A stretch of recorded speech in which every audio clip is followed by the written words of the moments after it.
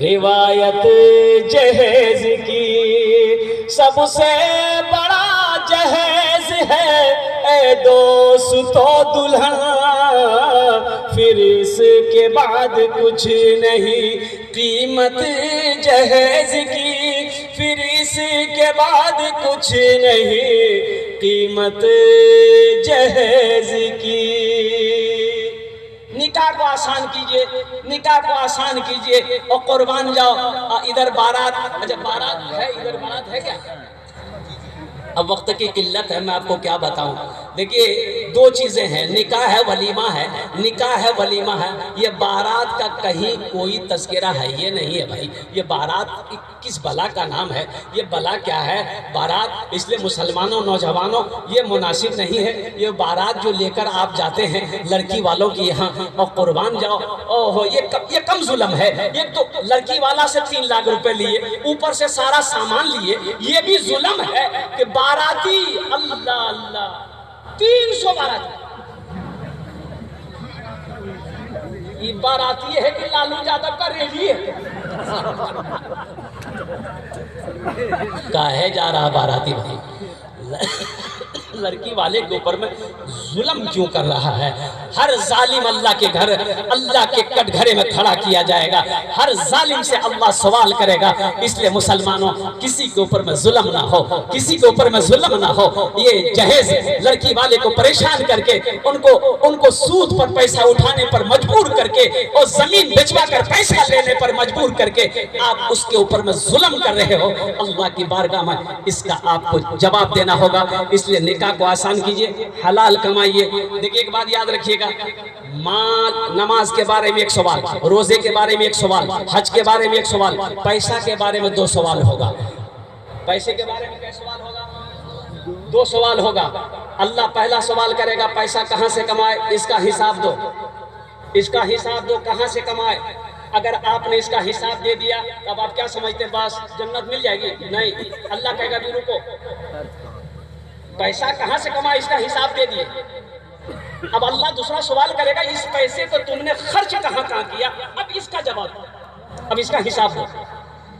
عیاشی میں خرچ کیے، شراب کے اڈوں پہ خرچہ کیا اور فضول خرچی میں خرچہ کیا، اور قربان جاؤ تم نے کہاں خرچ کیا ہے؟ جو مال تمہیں میں نے دیا تھا، جو دولت تمہیں میں نے دی تھی، اس پیسے کو کہاں خرچ کیا ہے؟ اس کا پیسے کے بارے میں 2 سوال ہوگا۔ اس لیے مسلمانوں نوجوانوں زیادہ تر کوشش کیجئے کہ حلال کمائیے، الحمدللہ خود بھی حلال کمائیے، دوسروں کو بھی دعوت دیجئے، اپنے بچوں کو بھی سکھا کے بیٹا 1 روپے حلال کا کمانا، 10 روپیہ حرام کا ہم کو نہیں چاہیے، اور قربان جاؤ 1 ٹکا حلال کا ہو، 1 روپے حلال۔ حضرت عمر بن عبدالعزیز رحمت اللہ علیہ، مسلمانوں ابھی عید گزری ہے، کئے دن ہوئے عید کے؟ ارے بولو بھائی عید کے کئے دن ہوئے؟ 15 دن۔ یہ کون دنیا میں رہتا بھائی؟ 4 دن ہوئے عید کے۔ اللہ اللہ اللہ اللہ، کتنے لوگ تو خوش ہیں کہ نئے کپڑے ہمارے عید میں سلے، کٹیہار چلا گیا، پورنیہ گیا، کٹیہار گیا، قیمتی کپڑا 1000 روپے 2000 3000 روپے میٹر کپڑا او سلائی کر کے پہن کر جیٹ جاگ میں عیدگاہ پہنچا۔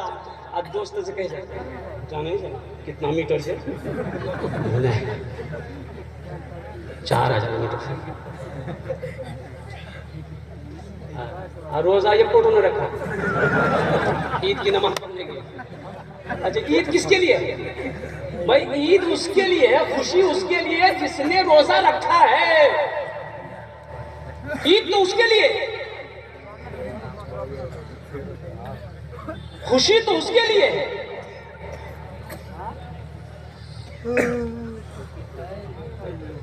حضرت عمر بن عبدالعزیز رحمت اللہ علیہ، مسلمانوں سنو وہ ایسے نوجوان تھا نا، ایک کپڑا ایک دن پہنتے تھے دوسرے دن نہیں پہنتے تھے، اور اتنی عمدہ خوشبو لگاتے تھے حضرت عمر بن عبدالعزیز رحمت اللہ علیہ کہ جس گلی سے گزر جاتے تھے تو لوگ بعد میں اس گلی سے گزرتے تھے تو ان کی خوشبو سن کر پتہ کر لیتے تھے کہ ادھر سے عمر بن عبدالعزیز گزرا ہے، اسی کی خوشبو مہک رہی ہے۔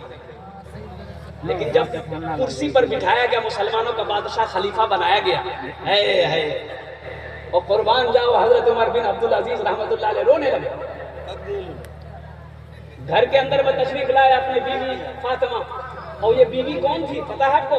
7 پشتیں اس کی بیوی کے بادشاہ تھے. ان کا باپ بھی بادشاہ، 2 بھائی بادشاہ، دادا بادشاہ، پردادا بادشاہ. یہ ان کی بیٹی تھی، بادشاہ کی بیٹی.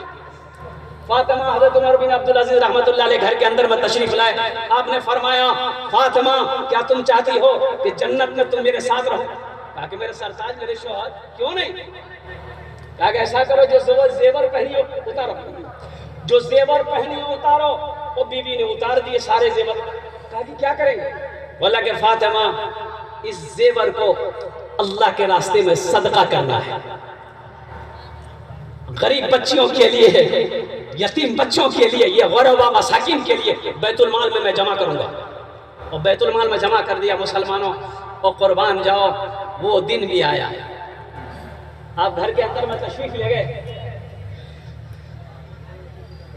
آپ اپنی بیٹی سے کہتے ہیں کہ ایک گلاس پانی پلاؤ. بیٹی کہتی ہے آ رہی ہوں. پھر تھوڑی دیر بعد آواز دیے بیٹی پانی پلاؤ. 3 مرتبہ بیٹی کو پکارے تو بیٹی نہیں آئی. بیوی ایک گلاس پانی لے کر آئی. تو حضرت عمر بن عبدالعزیز رحمۃ اللہ علیہ اپنی بیوی سے کہتے ہیں کیا میری بیٹی نافرمان ہو گئی ہے؟ تو حضرت عمر بن عبدالعزیز رحمۃ اللہ علیہ کی بیوی کہتی ہے کہ نہیں نافرمان نہیں ہوئی. دراصل بات یہ ہے کہ آپ کی بیٹی بڑی ہو گئی ہے. وہ جو کرتا پہنی ہے نا وہ کرتا پھٹ گیا ہے، وہ اس لائق نہیں ہے کہ وہ آپ کا سامنا کر سکے. یہ خلیفۃ المسلمین ہے، امیر المومنین، بادشاہ ہے. یہ بیٹی کے پاس پہننے کے لیے کپڑے نہیں ہیں. یہاں ایم ایل اے کوئی بن جائے باپ رے باپ، اس کا بیٹا فارچونر لے کے گھوم رہا تھا. بولے گھومتا کہ نہیں گھومتا؟ بولے عید کے دن آنے والے. حضرت عمر بن عبدالعزیز رحمۃ اللہ علیہ گھر کے اندر میں داخل ہوئے. بچوں نے 12 بچے تھے حضرت عمر بن عبدالعزیز رحمۃ اللہ علیہ. اور بچیوں نے ماں سے کہی کہ اماں ہمارے یہاں جو نوکر جا کر کام کرتے ہیں ان کے بچوں کے کپڑے سل گئے. ہم لوگ تو بادشاہ کی اولادیں ہیں، کیا ہم لوگ اسی پھٹے پرانے کپڑے میں عید کی نماز پڑھیں گے؟ حضرت عمر بن عبدالعزیز رحمۃ اللہ علیہ فرمانے لگے میری پیاری بیوی تم جانتی ہو کہ جو تنخواہ مجھے ملتی ہے، جو پیسہ ہم کو بیت المال سے ملتا ہے وہ میں تمہیں دیتا ہوں، اسی سے گھر چلتا ہے، اس کے علاوہ میرے پاس ایسا کچھ ہے نہیں. تو بیوی کہتی کہ ایسا کیجئے 1 مہینے کی تنخواہ کیش بھی لے لیجیے، ایڈوانس بولتے ہیں بولو بھائی، ایڈوانس لے لیجیے، بچوں کے کپڑے سل جائیں. تو آپ نے فرمایا ٹھیک کہتی ہو. خزانچی کو بلایا، کیشیئر کو بلایا، اور کیشیئر آ کر سلام کر کے بیٹھ گیا. اور قربان جاؤ کیسا کیشیئر تھا، کیسا خزانچی تھا. اور مسلمانوں سنو، عمر بن عبدالعزیز اور 3 مربع میل کے بادشاہ ہیں، امیر المومنین ہیں. قربان جاؤ آپ نے کہا کہ ایسا کرو مجھے 1 مہینے کی تنخواہ ایڈوانس میں دے دو گے؟